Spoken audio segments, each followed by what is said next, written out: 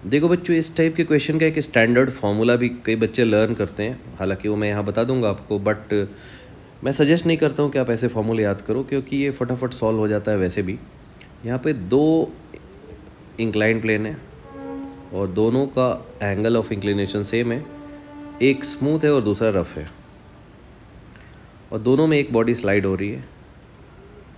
ठीक है, स्लाइड होके नीचे आ रहे हैं, इसको ब्लॉक है, बेटर एज्यूम कर लो, स्फीयर में रोलिंग का केस बन सकता है।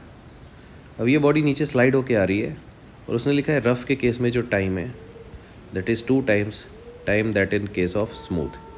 तो ऑब्वियस सी बात है, यहाँ टाइम ज़्यादा लगेगा, बस इसने लिखा हुआ है कि 2 टाइम्स लगेगा। सो टाइम ये लगेगा कितना, इसके लिए आप दोनों केसेस में डिस्टेंस सेम है, तो आप लगाओगे s equal to u t plus half a t square. ठीक है, अब ये भी बच्चों का डाउट हो सकता है कि कैसे पता चला इक्वेशन ऑफ मोशन से ही सॉल्व होगा, ये वर्क एनर्जी थ्योरम से सॉल्व नहीं होगा। तो मैं आपको कई बार बता चुका हूँ कि ये थंब रूल के जैसा है, कि जब आपको फोर्स पता है कहीं पे भी और एस ए या टी जैसे कैलकुलेशन करने हैं, तो आप लगाओ equation of motion F equal to, पहले तो आप लगाओ F equal to m a and then लगाओ इक्वेशन ऑफ मोशन। इन दोनों के कॉम्बिनेशन से ये सॉल्व होगा। और फोर्स गिवन है, वेलोसिटी निकालनी है, तो आप लगाओगे मैकेनिकल एनर्जी कंजर्वेशन। ठीक है, तो यहाँ मुझे क्या निकालना है, टाइम, जो कि एक्सेलरेशन से निकलेगा, इसलिए मैं लगाऊंगा F equal to m a and equation of motion. तो ये हमेशा ऑलमोस्ट ये अप्लाई हो ही जाता है। ठीक है, अब आते हैं हम लोग कि टाइम निकालेंगे हम लोग और उसमें एक्सेलरेशन को यूज़ कर लेंगे। तो इनिशियल स्पीड तो दोनों बॉडीज़ के लिए ज़ीरो है, सो टाइम की वैल्यू आ जाएगी √/2s/a। ठीक है, अब इसी टाइम को यहाँ मुझे पुट करना है।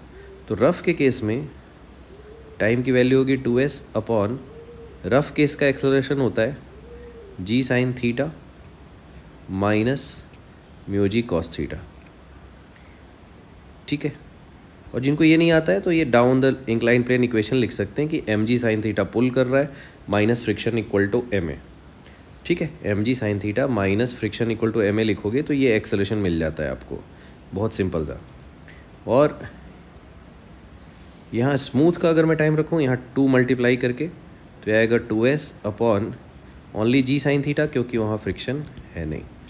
अब देखो आगे मैं आपको इसका एक जनरल डेरिवेशन भी बता दूंगा, पहले तो हम देखते हैं कि यहाँ साइन थीटा की जो वैल्यू है 45 देने से मुझे क्या फ़ायदा मिला है।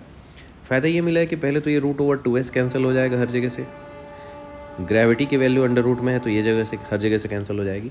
अब जो साइन 45 है वही cos 45 भी होता है, तो ये सारे साइन थीटा cos थीटा भी कैंसिल हो जाएंगे यहाँ से।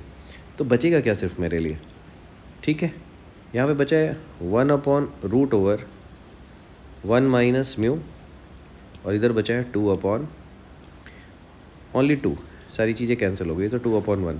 तो अगर मैं इसका स्क्वायर करूँ तो यहाँ बचेगा 1 minus mu, 1/1 minus mu equal to 4।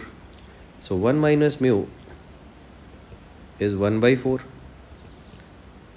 और म्यू की वैल्यू क्या हो गई यहाँ से 3/4, and that is your answer.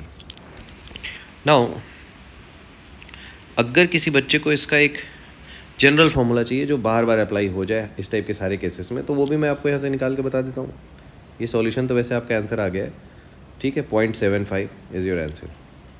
वो फार्मूला क्या होता है, ठीक है, तो अगर आप दोनों तरफ स्क्वायर कर दो और 2s को कैंसिल कर दो यहाँ पे इस इक्वेशन में, तो नीचे बचेगा 1/, ग्रेविटी को भी कैंसिल करने के बाद, sign theta minus mu cos theta. और अगर ये 2 की जगह n टाइम्स लिखा रहे, 2 टाइम्स 3 टाइम्स 4 टाइम्स किसी भी क्वेश्चन को सॉल्व करना है, तो ये होगा n² और नीचे बच गया साइन थीटा। ना बस आपको अरेंज करना है 1/n², ठीक है, n² को नीचे लाओ और इसके डिनोमिनेटर को ऊपर ले जाओ, sine theta minus mu cos theta upon sine theta which is 1 minus mu cot theta, और कॉट थीटा को आप 1/tan थीटा लिख सकते हो। तो यहाँ से म्यू tan थीटा की जो वैल्यू आती है, ठीक है, वो आती है 1 माइनस 1/n²। ठीक है, तो इसको कई तरीके से आप लर्न कर सकते हो। एक तरीका इसका याद करने का ये हो गया, mu equal to tan theta into 1 minus 1/n²। N square. तो अगर मान लो कोई बच्चा इसको इस फॉर्मूले से करना चाहता है तो बस वो वैल्यू पुट करेगा, थीटा की वैल्यू 45, तो ये फैक्टर 1 आ जाएगा, और 1 माइनस एन की जगह 2 पुट करेगा तो 1 माइनस 1/4 उसका 3/4 आ जाएगा। अगर किसी ने बच्चे ने याद किया है तो, बट अच्छी बात है, उससे और फास्ट सॉल्व होगा। बट मैं सजेस्ट करता हूँ कि आपको लर्न करने की ज़रूरत नहीं है, आप इस मेथड से भी जाओ तो आपके लिए आराम से ये 1 मिनट में सॉल्वेबल होता ही है।